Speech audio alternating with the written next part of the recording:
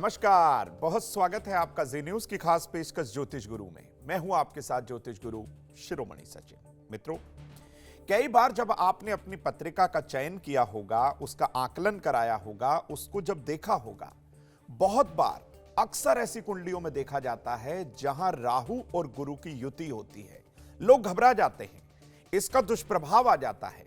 लेकिन क्या आप इसके दुष्प्रभाव से अभी तक पीड़ित हैं, या अगर आपके ऊपर इसका दुष्प्रभाव है तो बचने का इतना सरल उपाय है कि आप स्वप्न में सोच भी नहीं सकते।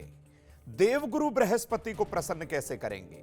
इसी के साथ ही पापी ग्रह जो राहु है वह इसके साथ युति करता है। जब इसके साथ किसी भी राशि में बैठता है तो इसका दुष्प्रभाव वो देने लगता है, क्योंकि एक शुभ ग्रह है, एक अशुभ ग्रह। तो दोनों की युति कैसे आपके जीवन को दुष्प्रभावित करती है, कैसे अपना जो है एक नकारात्मक प्रभाव दिखाती है, आज हम आपको बताने वाले हैं। इस राहु गुरु की युति के दुष्प्रभाव को कैसे कम करेंगे, ये भी आपको बताएंगे।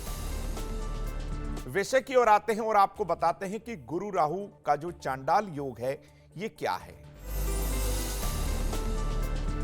देखिए, कई लोग इसे गुरु राहु का चांडाल दोष मानते हैं, कई लोग इसे गुरु राहु का चांडाल योग मानते हैं।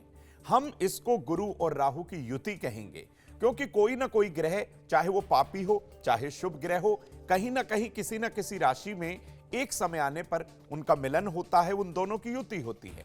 तो इस गुरु और राहु की युति का क्या दुष्प्रभाव है, आइए समझाता हूं। देखिए, जन्म कुंडली में सबसे नकारात्मक योग गुरु और राहु का चांडाल योग होता है, यह आप समझ लीजिए। जन्म कुंडली में राहु और गुरु एक साथ होने से चांडाल योग का निर्माण होता है। यानी ये दोनों जब किसी भी राशि में बैठ जाएं, किसी भी भाव में बैठ जाएं, तो दुष्प्रभाव जरूर देंगे। चांडाल योग कुंडली के लग्न, पंचम या नवम, ये तीनों विशेष भाव होते हैं किसी भी कुंडली के। लग्न यानी कि पहला भाव, पांचवा भाव और नवम भाव, इनमें अगर विशेष रूप से इसका दुष्प्रभाव हो तो भाई बहुत मुश्किलें आती हैं जीवन में। स्वास्थ्य की समस्या हो जाती है, धन की समस्या हो जाती है, भाग्य आपका साथ नहीं देता। तो इन तीन भावों में इसका विशेष रूप से दुष्प्रभाव होता है। गुरु राहु की युति से शुभ ग्रह भी अपना अशुभ प्रभाव देना शुरू कर देते हैं। यानी शुभ ग्रह से जो आपको उम्मीद थी, उस उम्मीद को आप छोड़ दीजिए।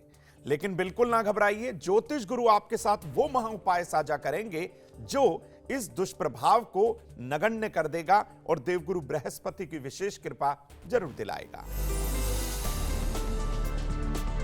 अब इस चांडाल योग का क्या क्या दुष्प्रभाव होता है, जरा वो भी समझिए। गुरु राहु का जब चांडाल योग हो तो सकारात्मक और नकारात्मक दोनों तरीके से कभी कभी यह प्रभाव देता है।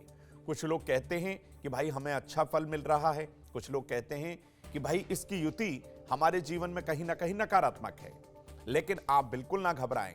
कुंडली के लग्न, पंचम, नवम तथा दशम भाव में इसको जो दुष्प्रभाव है वो कहीं ना कहीं बहुत ज्यादा रहता है, क्योंकि दशम भाव हमारे कर्म का भाव है। व्यक्ति या तो बहुत ज्यादा गुस्सा करेगा, या व्यक्ति के अंदर लालच की भावना आ जाएगी। मतलब इस तरीके के कुछ नकारात्मक विचार उसके मन में अवश्य आएंगे।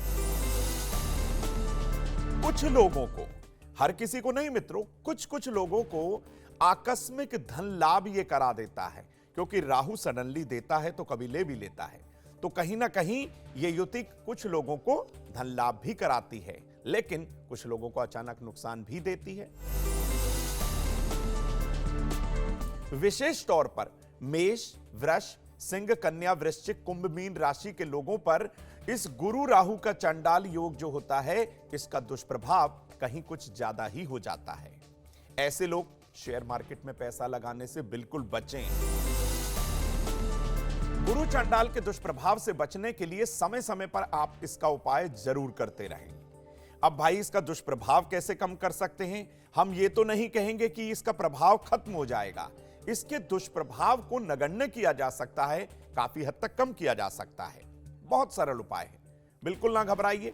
मन में सकारात्मकता ले आइए, नकारात्मकता को निकाल दीजिए। अपने माथे पर पीले चंदन का या केसर का तिलक प्रतिदिन करना है, ये नोट कर लीजिए। एक शुद्ध और साबुत हल्दी की माला आपको गले में पहननी है।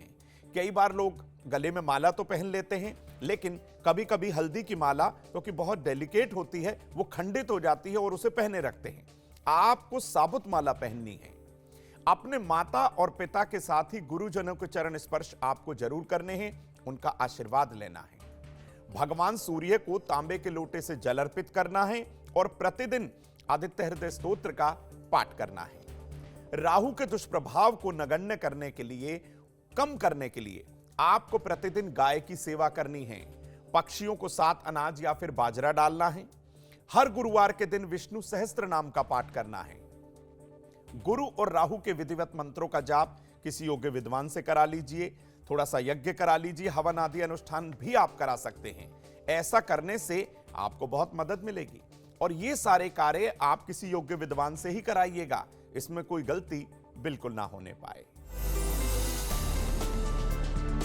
तो मित्रों, आज हमने आपको बताया कि गुरु राहु की युति कैसे आपको कहीं ना कहीं परेशानियों में डाल देती है, लेकिन सरल उपाय आपके साथ साझा भी कर दिए। अगर आपकी पत्रिका में ये योग है तो इन उपायों को जरूर अपनाइए।